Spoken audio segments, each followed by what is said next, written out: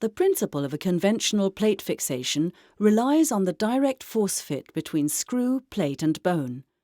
The mechanics of a dorsally displaced distal radius extension fracture, however, do not allow for reliable stabilization from the volar side using conventional plates.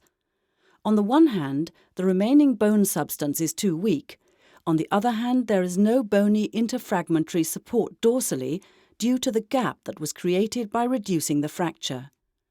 Without an additional stabilizing procedure, such as bone graft or an additional dorsal plate, stability cannot be guaranteed.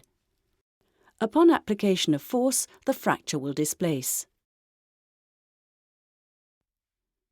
The unidirectional angular stable locking follows the principle of a positive fit between screw and plate.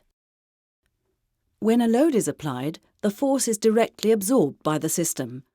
A bridging effect of the fracture zone takes place. This enables adequate stabilization of the fracture from the volar aspect, providing an optimal plate position. If the fracture situation demands a shift of the plate more proximally, all screws leave their ideal subchondral position due to their predefined fixed angles. This can lead to a secondary displacement of the fracture. If the type of fracture requires the plate to be positioned more distally, the screws may end up intra-articularly, leading to destruction of the joint. Therefore, all the corresponding screws have to be removed. Loss of the buttressing of the joint surface would be the result. The possibility of multidirectional locking of the screws into the plate enables a fracture-specific positioning of the plate on the bone. Should a repositioning of the plate more distally or proximally be necessary, the individual screw position can be changed in a variable angle relative to the plate. The articular surface is always optimally supported. Secondary displacements of the fracture can thus be avoided.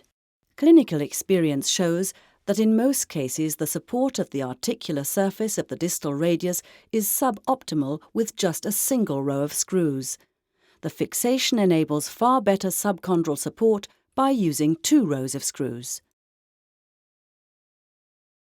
The proximal row primarily supports the dorsal rim, whereas the distal screws provide support on the central part of the radiocarpal joint.